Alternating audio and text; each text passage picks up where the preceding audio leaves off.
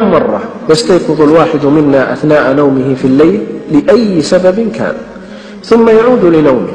في لحظة الاستيقاظ تلك فرصة عظيمة وفضل كبير أخبر عنه النبي صلى الله عليه وسلم. استمع يا رعاك الله لهذا الحديث الصحيح الذي رواه البخاري. يقول الحبيب صلى الله عليه وسلم: من تعار من الليل، أي من استيقظ، فقال: لا إله إلا الله وحده لا شريك له، له الملك وله الحمد وهو على كل شيء قدير، سبحان الله والحمد لله ولا إله إلا الله والله أكبر ولا حول ولا قوة إلا بالله.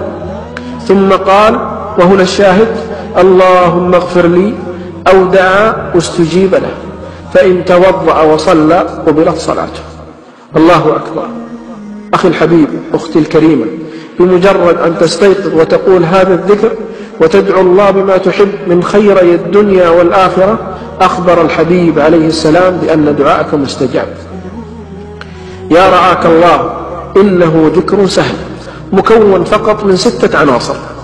رتبها، احفظها، وعلق قلبك بالله. بمجرد أن تستيقظ لأي سبب كان، انتبه، لا تبحث عن الواتس أو مشاهدة الرسائل الجديدة. اجعل أول ما يأتي في قلبك وعقلك ولسانك ذكر الله. هذا الذكر وهذا الفضل لا يحتاج إلى وضوء ولا إلى أن تقوم من فراشك. كل ما يحتاج أن تعلق قلبك بالله لتفوز بهذا الفضل العظيم. اللهم يا رب علق قلوبنا بك ووفقنا لهذا الذكر. اللهم يا رب من نشر هذا المقطع اجعل له من كل هم فرجا ومن كل ضيق مخرجا، وارزقه من حيث لا يحتسب، واجعله شريكا لنا في الأجر يا رب.